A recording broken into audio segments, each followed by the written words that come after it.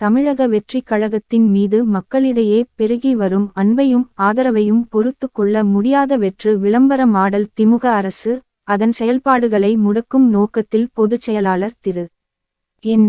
ஆனந்த் அவர்கள் மீதும் கழகத் தோழர்கள் மீதும் வழக்கு பதிவு செய்திருக்கிறது. மக்களிடையே செல்வாக்கை இழந்த தற்போதைய ஆளும் கட்சி யாருக்கு பயப்படுகிறதோ இல்லையோ தமிழக வெற்றிக் கழகத்தை கண்டு பயத்தின் உச்சத்தில் இருக்கிறது என்பது மட்டும் மீண்டும் மீண்டும் நிரூபணம் ஆகி வருகிறது. தேர்தல் பிரசார பயணம் என்பது அனைத்து கட்சிகளும் மேற்கொள்ளும் ஜனநாயகபூர்வமான பிரதான நடவடிக்கைதான்.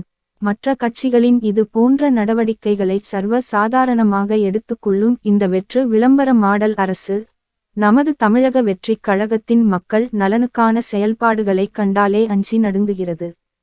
தோல்வி பயத்தால் ஆட்சியாளர்கள் தங்களின் தூக்கத்தை இழந்து முழு நேரமும் நம்மை வீழ்த்துவதை பற்றியே சிந்தித்து காவல்துறைக்கு நெருக்கடி கொடுத்து நம் செயல்பாட்டை முடக்க நினைக்கிறார்கள். அதன் ஒரு பகுதிதான் திருச்சியில் நமது கழக பொதுச் செயலாளர் திரு என். ஆனந்த் மற்றும் கழகத் தோழர்கள் மீது பதியப்பட்டுள்ள வழக்கு. திமுக அரசின் இத்தகைய பழிவாங்கும் நடவடிக்கைகளை வன்மையாக கண்டிப்பதோடு திரு என். ஆனந்த் மீதும் கழகத் தோழர்கள் மீதும் பதியப்பட்ட வழக்கை திரும்பப் பெற வேண்டும் என வலியுறுத்துகிறேன்.